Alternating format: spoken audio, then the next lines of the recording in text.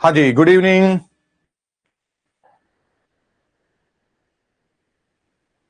हाँ भाई, कल हमने कहा था कि हम पोइट्री को रिपीट करेंगे और फिर आगे बढ़ेंगे, ऐसा बोला था। तो पहले एक रफ कॉपी निकाल लीजिए, मैं क्वेश्चन लिखूंगा, मतलब रेपिटेशन होगा ये, और आपको बताना है कि वो आंसर्स बताने हैं सभी ने। फटाफट तैयार हो जाओ, कमर कस लो। पोइट्री का रेपिटेशन है, इससे बेहतरीन तरीका हो नहीं सकता है। चलिए, खैर बेहतरीन तरीका हो सकता है, ये वो बोलते हुए बड़ा वक्त लग गया। हाँ जी, अब आप लोग कितना पढ़ते हैं इस बात पे डिपेंड करता है मेरे बच्चों।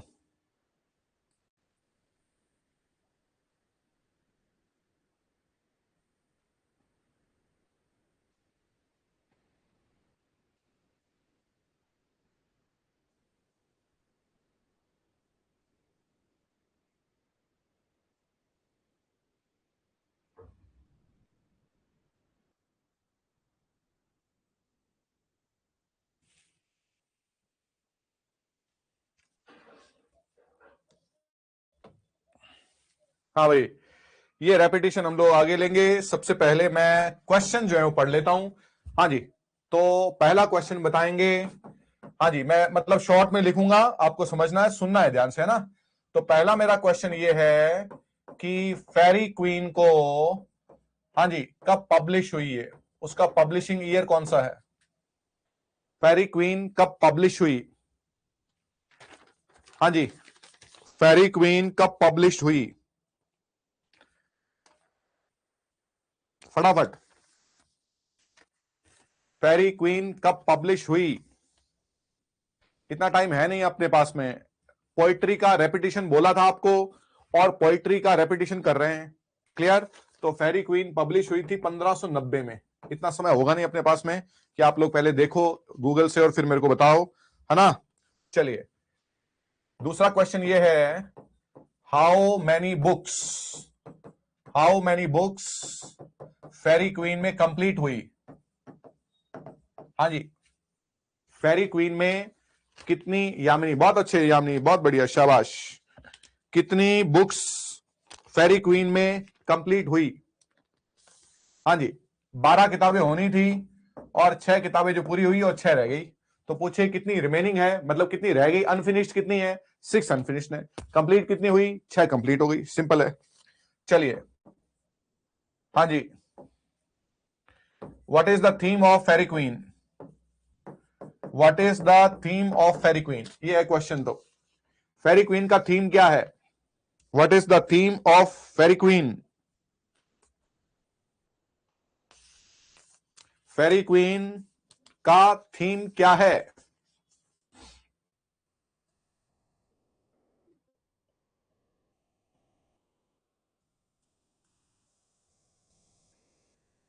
What is the theme of Faerie Queene. हाँ जी, moral and ethical virtue, moral and ethical virtue.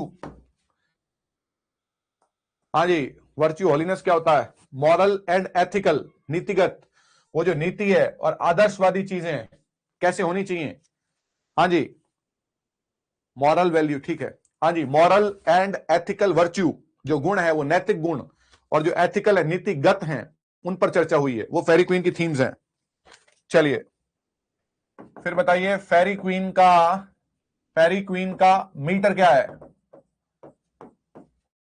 हाँ जी, फेरी क्वीन का मीटर क्या है और इसका जेनर क्या है। फेरी क्वीन का मीटर क्या है और इसका जेनर क्या है।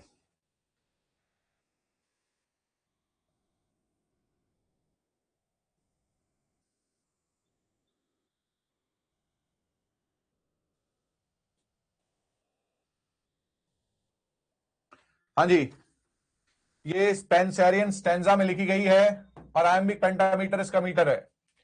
जेनर इसका ये एक एलेगोरिकल पोयम है, एपिक है, एलेगोरिकल एपिक पोयम है, एलेगोरिकल एपिक पोयम है।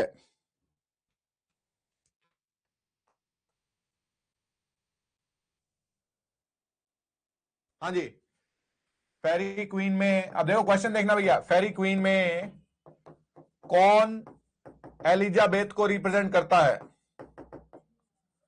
कौन एलिजाबेथ को रिप्रेजेंट करता है? क्योंकि एलिगरी है तो हर कैरेक्टर किसी न किसी को रिप्रेजेंट करता है, तो फेरी क्वीन में एलिजाबेथ को कौन रिप्रेजेंट करता है? क्या क्वेश्चन है। हाँ भाई, क्या बात है भाई, ये तो बहुत अच्छे। ग्लोरियाना, ग्लोरियाना जो है वो किसको प्रेजेंट करती है? एलिजाबेथ को प्रेजेंट करती है। एलिगरी में कुछ पात्र जो होते हैं वो रिप्रेजेंट करते हैं। हाँ जी, बहुत अच्छे क्वेश्चंस हैं भाई। चलिए,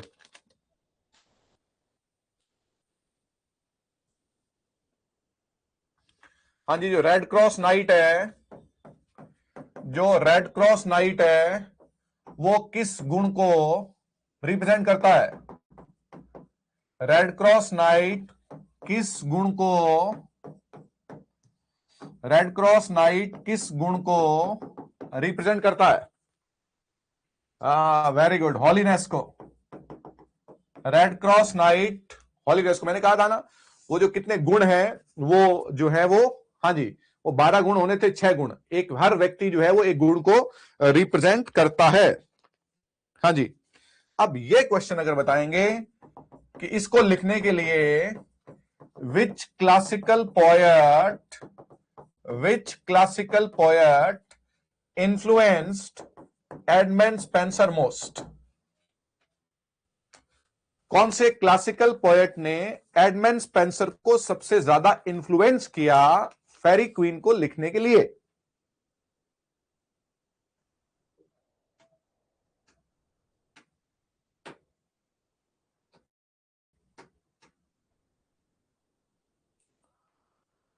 अब क्या हो गया है? टाइफिस, वर्जिल ने, मिल्टन ने? अरे, मिल्टन तो बाद में आया मेरे बच्चे, ऐसा मत करो, खुदा का खौफ खाओ। वर्जिल, वर्जिल ने। मिल्टन तो बेटा कब पैदा हुआ? 1608 में पैदा हुआ है जी। ये तो कब आ गए आप? बात एडमंड स्पेंसर की कर रहे हैं और ये देख रहे हैं, क्वेश्चन ये है कि एडमंड स्पेंसर किससे इन्फ्लुएंस हुआ है ना? चलो, बहुत अच्छा क्वेश्चन था। चलो अब बताएंगे। हाँ जी, क्राइस्ट विक्ट्री एंड ट्रायम्फ, ये किसने लिखा है? अगर ये कोई बता देगा। हाँ जी, बोलो भैया, क्राइस्ट विक्ट्री एंड ट्रायम्फ किसने लिखा है?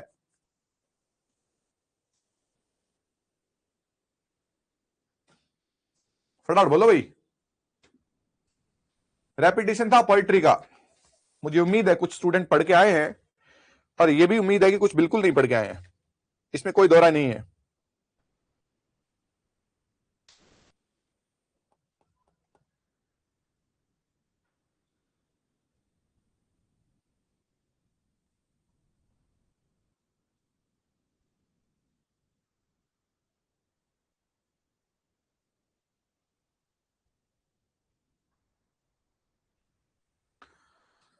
जाइल्स फ्लेचर, सैमुअल डेनियल, बहुत बढ़िया, बहुत अच्छा तुक्का बढ़ाया है। जाइल्स फ्लेचर, हाँ जी, इन्होंने लिखा क्राइस्ट विक्ट्री एंड ट्रायम्फ। चलिए ये बताइए, पॉली ऑल्बियन किसने लिखा है? Poly Olbion, a very strange work consisting of geographical and topographical situations of England. Poly Olbion, ये किसने लिखा है?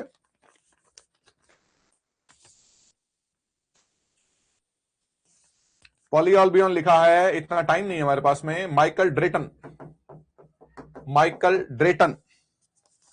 चलो भैया, फिर आप ये बताएंगे,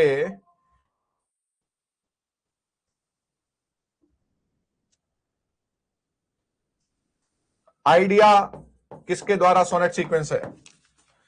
आइडिया किसके द्वारा सोनेट सीक्वेंस है? फटाफट। आइडिया जो है वो किसका सोनेट सीक्वेंस है?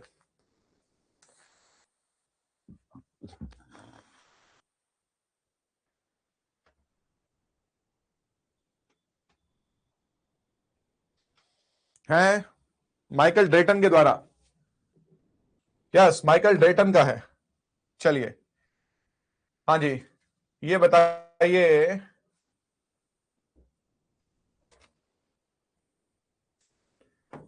क्या क्वेश्चन पूछ रहा हूं। एमेरिटी का मीनिंग क्या होता है? एमेरिटी का मीनिंग क्या होता है? Michael Drayton, yes. बताओ भैया, एमेरिटी का मतलब क्या होता है?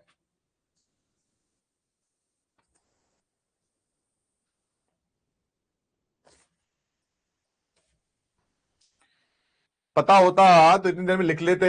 पता नहीं कहां ढूंढते हैं ये लोग, गूगल पे ढूंढते, पता नहीं कहां ढूंढते हैं। लिटिल लव्स, एमेरिटी का मतलब होता है लिटिल लव्स। चलिए, अब बताइए एमेरिटी में कितने सोनेट्स हैं? एमेरिटी में कितने सोनेट्स हैं? बेटा मैंने कोर्टशिप मतलब नहीं होता उसका, लिटिल लव मतलब है एमेरिटी का। 88 सोनेट्स हैं। 88 सोनेट्स एमेरिटी। चलो भैया, ये हमारा रेपिटेशन तो हो गया भाई। अब इंपॉर्टेंट बात ये है, हाँ जी, कि आप लोगों को जब एक सेक्शन दिया जाता है पढ़ने के लिए, ये सबसे बेहतरीन तरीका है ना।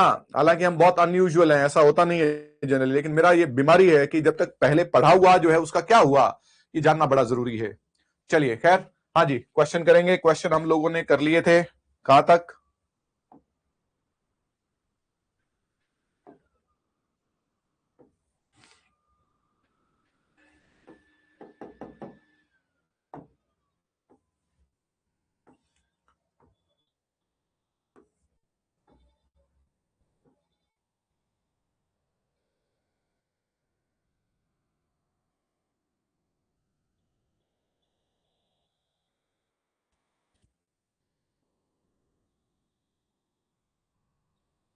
चलो भैया, 21 नंबर क्वेश्चन बताएंगे। हाँ जी, व्हाट हैपन टू मैनी, फटाफट, एक मिनट भाई।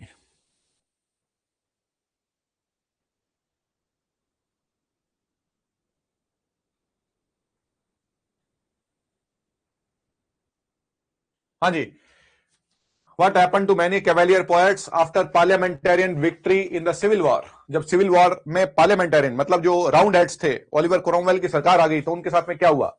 ये हिस्ट्री क्वेश्चन है, लेकिन हाँ जी, दे वर एक्साइल्ड, इम्प्रिजन और हैड देयर एस्टेट सिक्वेस्टर्ड। सिक्वेस्ट मतलब छीन लिए गए उनसे, अलग कर दिए गए उनसे। क्लियर? या तो उनको एक्साइल मतलब वहां से निकाल दिया गया, इम्प्रिजन किया गया, चलिए कैद दे दी गई।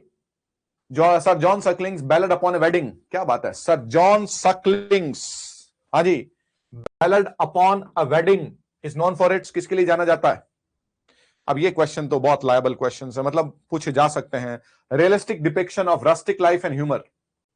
चलिए, ये सॉल्व करने हैं आपको क्वेश्चन, आपसे जितने हो सके उतने सॉल्व कीजिए। हम अपनी स्पीड के अकॉर्डिंग इन क्वेश्चन को सॉल्व करते रहेंगे और पूरे के पूरे सॉल्व करेंगे, ये गारंटी है।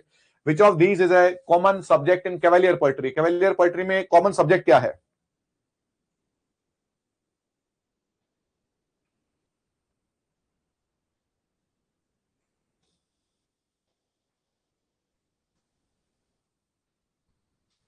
हाँ जी, बोलो भैया। Yes, the fleeting nature of beauty and youth, इसलिए तो कार्प डाइम है। कार्प डाइम का मतलब क्या होता है कि वर्तमान का यूज करो, तभी तो वो कहते हैं कि ये ब्यूटी और यूथ और समय निकल जाएगा, तभी तो कह रहा है ना, to the virgins to make much of time. हाँ जी, चलिए, delight in disorder by Herrick celebrates, ये बड़े अच्छा है भाई। कल क्या लिखा था?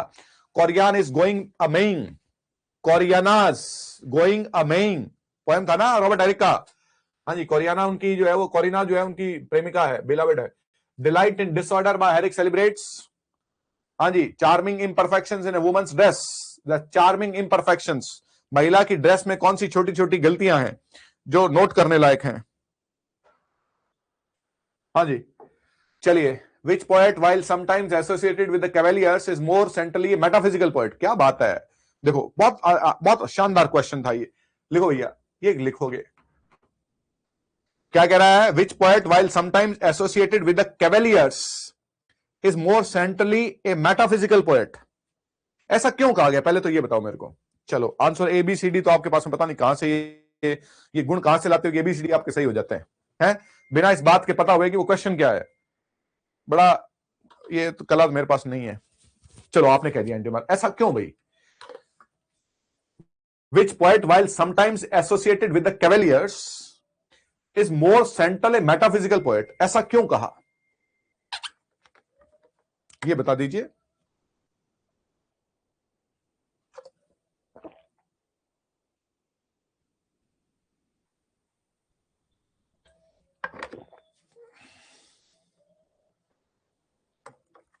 पता नहीं भाई, पॉलिश लिरिक स्टाइल, ये तो बिल्कुल ही नहीं है। एंड्रू मार्वेल के लिए तो ये बोला ही नहीं जाता है भैया, एंड्रू मार्वेल के लिए तो ये बोला ही नहीं जाता है। देखो, मतलब क्वेश्चन का आइडिया नहीं है, लेकिन आंसर क्या है? आंसर ए है। क्या बात है भाई, बहुत अच्छे। ये मेरे को ये चीज बहुत ज्यादा प्रभाव, काश मेरे पास में ऐसी क्षमता होती कि मेरे को ये आइडिया नहीं होता कि क्वेश्चन क्या है, लेकिन हाँ जी, ये भी नहीं है। लव थीम्स तो मतलब आप इसको वो नहीं कह सकते हैं जो डिफरेंशिएट करे, इस क्वेश्चन का आंसर नहीं है ये। Which poet while sometimes Y, ऐसा क्वेश्चन होना चाहिए था, वाई भाई एसोसिएटेड तो कैवेलियर से है और मेटाफिजिकल पोएट्री में पढ़ते हैं, उसको हमने पढ़ा है एंड्रू मार्वेल को, जॉन डन के साथ में, इनके साथ में पढ़ा है हमने, Andrew George Herbert, Henry Vaughan के साथ में हमने एंड्रू मार्वेल को पढ़ा है। देखो भाई, हाँ कोशिश देख रहा हूं मैं कोई एक आंसर आ जाए तो मजा आ जाए। कैवेलियर्स के साथ में होते हुए वो मेटाफिजिकल पोएट पे चला गए, ऐसा क्यों हुआ?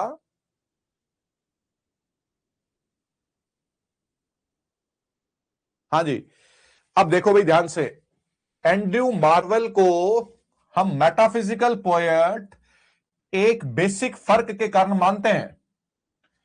एंड्रू मार्वेल की पोएट्री में जो चैलेंजेस हैं, वो चैलेंजेस कैवेलियर पोएट्स जो है वो फेस नहीं करते हैं। वो चैलेंजेस जो है वो कंसीट्स के हैं, वो चैलेंजेस जो है वो मेटाफर्स के हैं, वो चैलेंजेस जो है वो सटायर का है, वो जो विट है, ये चीजें जो हैं, जो चैलेंजेस हैं भाई, बाकी पोएट के लिए जो चैलेंज था, एंड्रू मार्वेल कैवेलियर इसलिए है क्योंकि वो उस राजा का हिस्सा था। ये आंसर है कैवेलियर्स का, एसोसिएटेड विद द कैवेलियर्स, वो राजा का हिस्सा था, सरकार का हिस्सा था, वो खुद सांसद था एंड्रू मार्वेल, समझे? हाँ, उसने लिखा था ना, an Horatian ode upon Cromwell's return from Ireland, तो किसके लिए लिख रहा है? क्रॉमवेल के लिए लिख रहा है, तो राजा का हिस्सा है, वो पार्लियामेंटेरियन का हिस्सा है, इसलिए वो कैवेलियर्स के साथ में था। ऐसा कहा जाता है कि वो कैवेलियर्स के साथ में है, तो उसकी स्पिरिट में वो दिखाई देता है कि वो तो कैवेलियर है, लेकिन उसकी पोइट्री तो ऑल टुगेदर डिफरेंट और चैलेंजिंग है। That is the answer. हाँ जी, cavalier poetry often reflects the value of, हाँ जी, किसका वैल्यू शो करती है, वो मूल्य किसके दिखाती है? फटाफट, टाइम नहीं है, किसके मूल्य दिखाती है? ये फिलोसॉफिकल एलाबोरेशन, इंटेलेक्चुअल डेप्थ, ये हमारे क्वेश्चन का आंसर है royalist court of Charles first. हाँ जी, चार्ल्स फर्स्ट को सपोर्ट कर रहे थे ये। What is the primary beater often used by cavalier poets in their short lyrics? Super question है ये, अंडरलाइन कर लो भैया, टिक लगा लो इसको। हाँ जी, 26 का भी होगा, फटाफट क्या होगा? हाँ जी, free verse, heroic couplet, ballad meter, iambic tetrameter. तो कैवेलियर पोएट्स का मीटर था आयम्बिक पेंटामीटर नहीं, आयम्बिक टेट्रामीटर था। ट्राईमीटर तो कम था, लेकिन टेट्रामीटर था। चलिए, अच्छा क्वेश्चन है, लिखते जाना भैया। To his coy mistress is a famous carpe diem poem है, स्टार लगाइए, किसके द्वारा है ये? टू हिज कॉय मिस्ट्रेस, किसने लिखा है? एक और पोएम इसके साथ में बताएंगे, प्लस इसी पोएट के द्वारा एक और बहुत शानदार पोएम लिखी गई, वो बताएंगे, वो बताओ। बिल्कुल ठीक है, एंड्रयू मार्वल के द्वारा। एक और पोएम जो टू इज कॉय मिस्ट्रेस के साथ में लिखी थी, फटाफट, टाइम नहीं है। हाँ जी, यस, 1 2 3 4 5 6 7 8 9, नहीं पता लग रहा है क्योंकि ढूंढ रहे हैं। द गार्डन, यामिनी शाबाश, इतना देर लगना नहीं चाहिए था। द गार्डन, इतना टाइम लगना नहीं चाहिए आपको। पोइट्री कह दिया, रिपीट करना है क्या? अब कितना ससिंक्टली हमने लिखा है, कितना ब्रीफली लिखा है हमने। मैंने जो आपको लिखा है वो तो बहुत ब्रीफ है, तो आप तो मतलब खैर। चलिए, which cavalier poet was a renowned gambler and gamester, ये इंपॉर्टेंट नहीं है लेकिन बताओ भैया। इस जॉन सकलिंग है, जुएबाज थे ये, लेकिन इंपॉर्टेंट नहीं है ये। The cavalier poets emphasis on living for the moment can be seen as a reaction to, star लगाना भैया इस पे, बहुत अच्छे को। The cavalier poets emphasis on living for the moment, living for the moment को क्या बोलते हैं? लिविंग फॉर द मोमेंट को बोलते हैं मेरे बच्चे carpe diem. Living for the moment को हम बोलते हैं काप डाइम। हाँ जी, काप डाइम बोलते हैं लिविंग फॉर द मोमेंट। तो क्या है? Seen as a reaction to. Reaction किसका था ये बताओ, वो रिएक्शन किसका था? हाँ, कितनी अद्भुत बात है। क्या कह रहा है? अरे भाई, वो कह रहा है the political and religious instability of the time है भाई, कि हमारी रवानगी तो कभी भी हो सकती है। तो उसको जोड़ा उससे, किससे? हाँ, किससे जोड़ा मेरे बच्चों? उसको जोड़ा कि यूथ और समय, टाइम और जवानी और समय भी इसी तरीके से हैं। वो भी कभी भी, वो भी जब बहुत तेजी से चले जाएंगे, जैसे ये वक्त निकल रहा है तो इस वक्त का इस्तेमाल करो। चलिए, to Althea from prison Lovelace finds true liberty in, हाँ भैया, to Althea from prison stone walls don't a prison make, हाँ जी, nor iron bars a cage. ये लाइन थी, रिचर्ड लवलेस ने लिखा था टू एल्थिया फ्रॉम प्रिजन, हाँ जी, अपनी प्रेमिका के लिए लिखा था। तो ट्रू लिबर्टी किसमें मिलती है इनको? हाँ जी, हिज अनवेवरिंग लव, अनवेवरिंग मतलब स्थिर लव जो बदलता नहीं है, एंड लॉयल्टी। चलिए, which poet wrote song to Celia drink to me only with thine eyes, अच्छा भाई, किसने लिखा था ये? सॉन्ग टू सीलिया, स्टार लगा लेना, हमने शायद नहीं लिखा था ये। Which poet wrote song to Celia drink to me only with thine eyes, अपनी आंखों से पियो, यस, ब्रेन जॉनसन ने लिखा था। हाँ जी, और हमने कल लिखा था कि कैवेलियर पोएट्स को क्या कहा जाता है? सन्स ऑफ बेन कहा जाता है, ट्राइब ऑफ बेन कहा जाता है, उसके बहुत ज्यादा प्रभाव के लिए।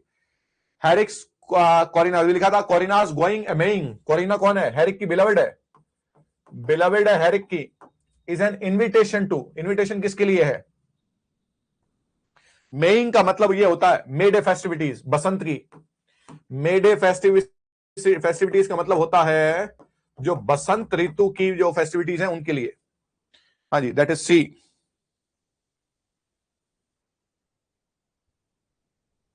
चलो भैया, cavalier poetry is generally less concern with than metaphysical poetry, क्या बात है। Love and beauty, intellectual depth and philosophical exploration, lyrical beauty और कोर्टली थीम्स। हाँ भैया, हाँ जी, is less concern with, yes, वो लेस कंसर्न है किससे? इंटेलेक्चुअल डेप्थ और फिलोसॉफिकल एक्सप्लोरेशन से। हाँ, क्योंकि वो है ही सिर्फ, वो उससे रिलेटेड है, काप टाइम पोइट्री है उनका सारा। यस, अभी आप लिख रहे थे वही है। Which poet served as a courtier to Charles first and wrote elegies for a prominent figure, star लगा लो इसको। हाँ भैया, स्टार लगाओ भैया। Which poet served as a courtier, Charles first का दरबारी था और एलिजीज लिखी थी प्रोमिनेंट फिगर्स के लिए। प्रोमिनेंट फिगर मतलब फेमस पर्सनैलिटीज के लिए, फेमस पर्सनैलिटीज के लिए क्या लिखी थी? फेमस पर्सन्स लिख लो, पर्सन्स के लिए लिखी थी थॉमस कैरियू ने, थॉमस कैरियू ने लिखी थी। Yes, upon Julia's clothes by Herrick, हाँ जी, रॉबर्ट हेरिक का पोएम है अपॉन, हाँ जी, Julia's clothes, upon Julia's clothes by Herrick is a poem that focuses on the sensual movement of Julia's silken clothing. उसके कपड़े कैसे मूव कर रहे हैं, लेकिन इंपॉर्टेंट नहीं है, छोड़ देंगे। हाँ जी, the execution of King Charles first in 1649 marked, उसने क्या मार्क किया? किंग चार्ल्स फर्स्ट को फांसी दी गई, किसी इतिहास में किसी राजा को पहली बार फांसी दी गई थी, तो क्या मार्क करता है? हाँ जी, क्या मार्क करता है भाई? Peak of cavalier poetic influence, tragic end, beginning of the cavalier movement. राजा के साथ में कैवेलियर मूवमेंट तो वैसे ही खत्म हो गया, that is the tragic end of the word the champion. Yes, tragic end of the world they champion, ऐसी दुनिया जिसको उन्होंने पीक पर पहुंचाया वो खत्म हो गई थी भैया। चलिए, which cavalier poet is rumoured, rumoured मतलब अफवाह, टू हैव कमिटेड सुसाइड, जिसने सुसाइड कर लिया था। हाँ भैया, ये अच्छा क्वेश्चन है, साल लगाओ, बहुत बार पूछा गया है। That is John Suckling. ऐसा माना जाता है कि जॉन सकलिंग ने क्या किया था, सुसाइड कमिट किया था। चलिए, the poems of the cavalier were often, हाँ जी, the poems of the cavalier were often, बहुत अच्छा क्वेश्चन है ये, लिखना भाई, अनयूजुअल है बहुत। क्या